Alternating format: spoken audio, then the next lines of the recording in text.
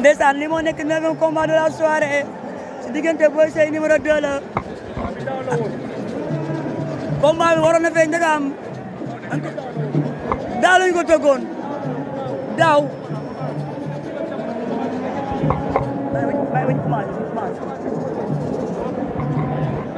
ndeysaan waaye muy bërek Boy Seye numéro 2 nee naa la bii combat bii rek mu doon na grand combat waa géej waaye ngay jibile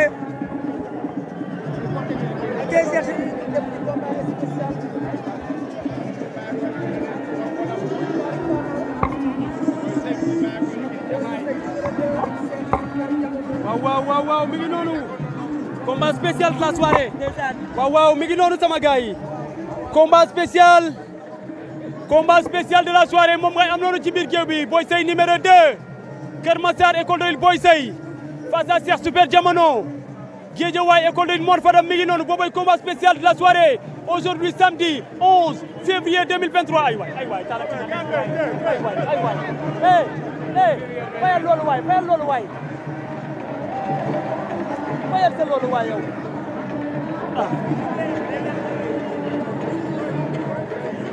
waaw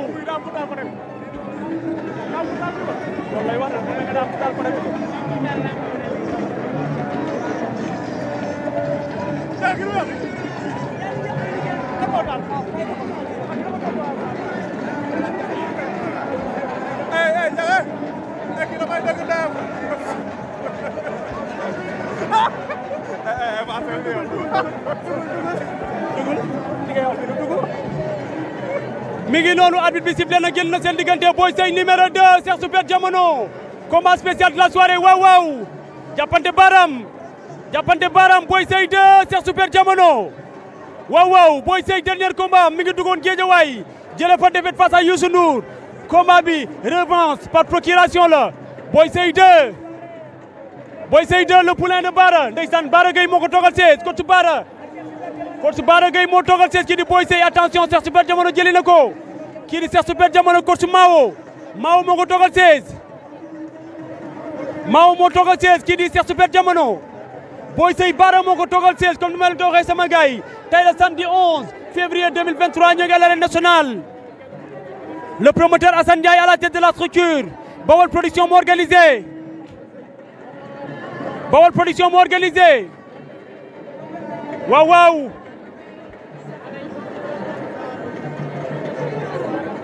waaw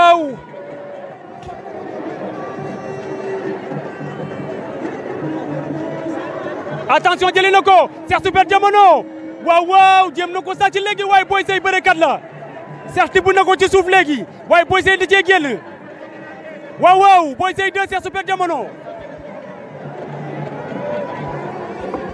Boy Seye 2 Cheikh Super Diamono combat spécial de la soirée waaw buñ fi jógee Gakou 2 moo war a bëre grand combat bi face à Bébé Diène Boy Seye 2 Cheikh Super Diamono ci biir géej bi attention waaw ñu ngi bëree Boy Seye 2 Cheikh Super Diamono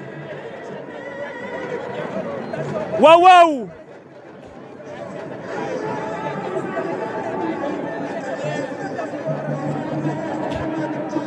Boy Seye 2 Cheikh Super Diamono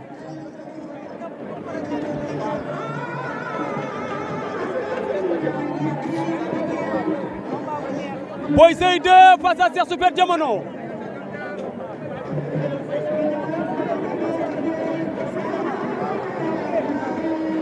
Boy Seye 2 face à Cheikh Super Diamono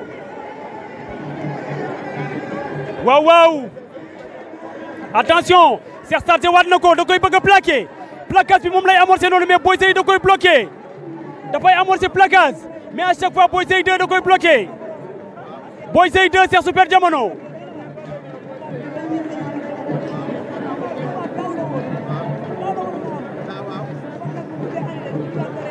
Cheikh Super Diamono face à Boy Seye numéro 2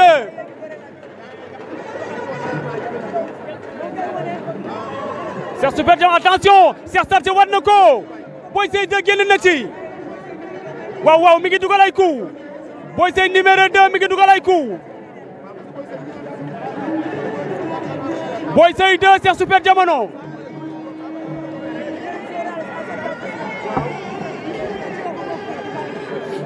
Boy Seye 2 face à Cheikh Super Diamono.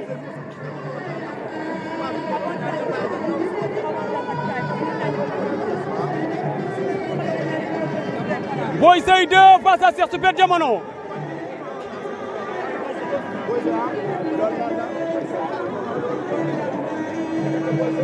Attention, attention Boy Seye. Waaw waaw génn na. Arbitre bi sifflé na génn nañ ci biti.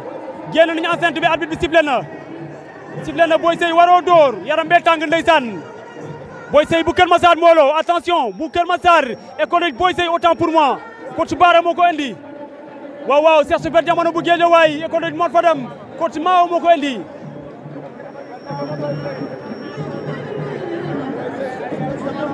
Boy Seye numéro 2 Cheikh Super Diamono. Boy Seye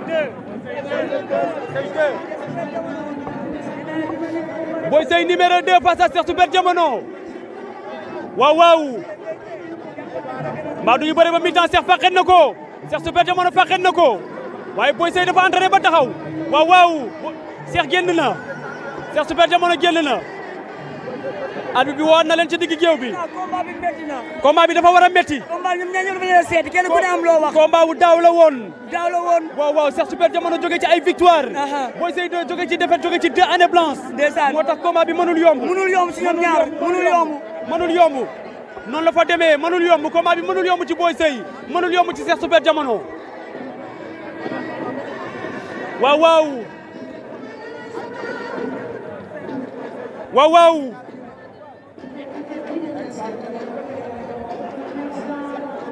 Cheikh Super Diamono Boy Seye numéro 2.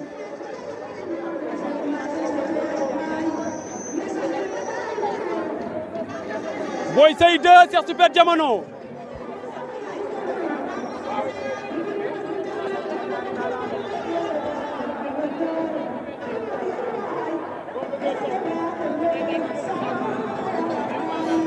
Boy Seye 2 Cheikh Super Diamono.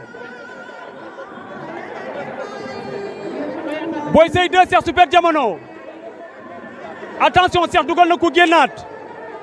Boy Seye 2 moo tent bopp bi. Cheikh dugal na ñaari coup gauche droite génnaat. waaw waaw. Boy Seye 2 Cheikh Super Diamono. waaw waaw. Cheikh Super Diamono. ndeysaan xale màgg na. Cheikh Super Diamono dafa cravaché dur pour arriver à ce niveau. ndeysaan. Boy Seye 2. waaw waaw.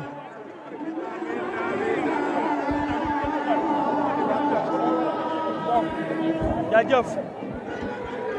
open press.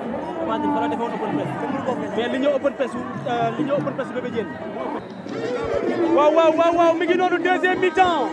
deuxième mi-temps du combat qui oppose Boy Seye 2 face à Cheikh Super Diamono. waaw waaw sama gars yi ma leen di xamal ni combat bi revanche la. revanche par procuration la puisque Boy Seye 2 dafa daanoon nijaayu Cheikh Super Diamono ñu naan ko Baba Thiam bu yëmbal. Baba Thiam bu écurie Yëmbal Mbooloo nijaay la ci Cheikh Super Diamono. Boy Seye 2 daan na ko. ça remonte à peu près à 5 ans 6 ans. ndeysaan tey jarbaatu Baba Thiam moo màgg. ba tollu ci benn niveau bi tey jàkkaarloog Boy Seye 2. Cheikh Super Diamono xale màgg na. waaye Boy Seye 2 bandi géew la du maye dara. Boy Seye 2 dafa xaw am retard sax booy seet. puisque ces 2 dernières années bëreewul. 2 ans ou 3 ans yoo xam ne bëreewul. moom Boy Seye 2. ñu jóge ci 2 ans ou 3 ans yoo xam ne bëriwul Boy Seye numéro 2. dernier combat mi ngi ko bëri woon ak Youssou Ndour daan ko Cheikh Super Diamono attention Cheikh moytul waaw waaw génnaat na waaw du jëlaat avertissement Cheikh Super Diamono.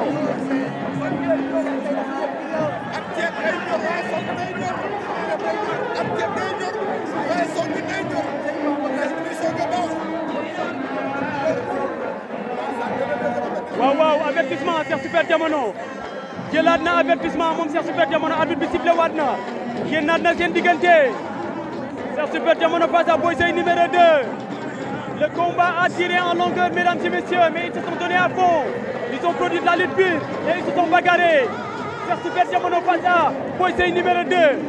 le combat ne pouvait pas être facile mesdames et messieurs. le combat ne pouvait pas être facile tant pour Cheikh Super Diamono le coup de Boy Seye numéro 2. Un combat difficile à pronostiquer. Cheikh Super Diamono, un jeune, petit talent, qui est en train de marcher sur l'eau pour atteindre le sommet de l'arène. Face à Boy Seye numéro 2 qui a accusé un peu de retard.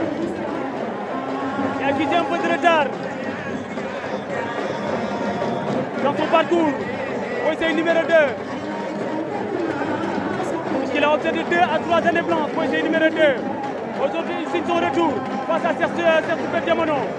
Mais qui des deux finira par obtenir gain de cause, mesdames et messieurs? Ça, c'est une question. C'est une question. Qui, le Cheikh Super Diamono ou le Boy Seye numéro 2 finira par obtenir gain de cause? Aujourd'hui, samedi 11 février 2023, mesdames et messieurs, on est à l'arène nationale. Le promoteur Assane Ndiaye à la tête de la structure. Paul Police est passé par là. Attention, Cheikh Super Diamono. Attention aux avertissements. Attention aux avertissements, Cheikh Super Diamono. Attention aux avertissements. Le combat se termine. Boy Seye numéro 2 finira par gagner au point. Cheikh Super Diamono passe à Boy Seye numéro 2. Boy Seye, Cheikh Super Diamono.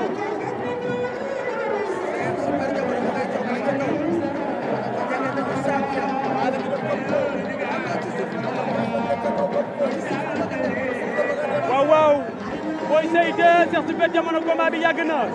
Attention, wop déedéet, non. Abi bi nee na bëri leen Cheikh Super Diamono xaw na koo trompé. Cheikh Super Diamono xaw na trompé Boy Seye 2. Avertissement Boy Seye 2 fu mu ko teg. Avertissement bi pour lan la? Cheikh Super Diamono xaw na koo trompé léegi.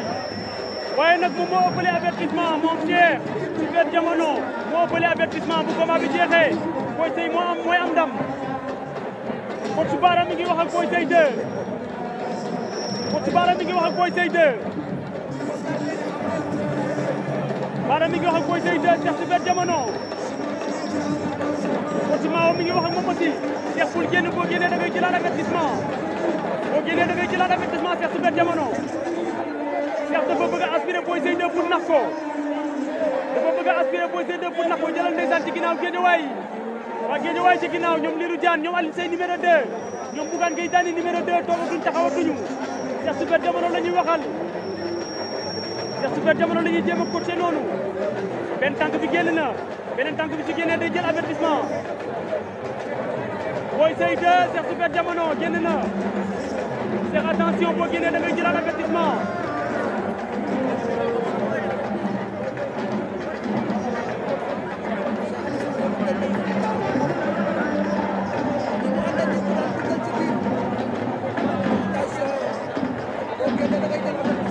waaw génn na Cheikh Super Diamono génn na day jëlaat avertissement. Est-ce que du quatrième avertissement? Est-ce que du quatrième avertissement Cheikh Super Diamono? Avertissement. Trois avertissements pour Cheikh Super Diamono. Bu temps bi jeexee Boy Seye mooy gagné.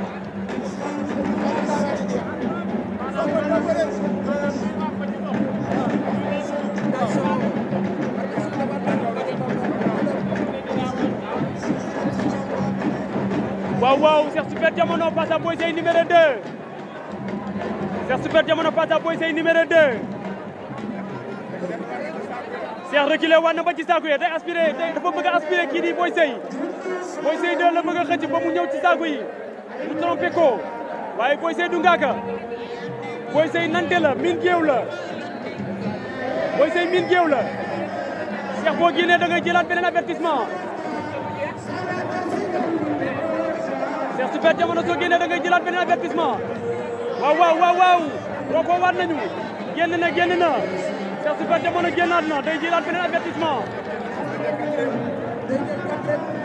est-ce que négocier combat bi dafa blessé. quatrième combat dafa war a opéré. des na benn 5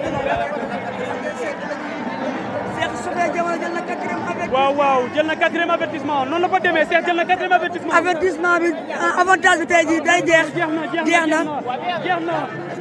na quatrième avertissement combat bi jeex na. Cheikh Super Diamono disqualifié. day ñëwaat ci biir géew bi foog ñu disqualifié ko disqualifié ñàkk na combat bi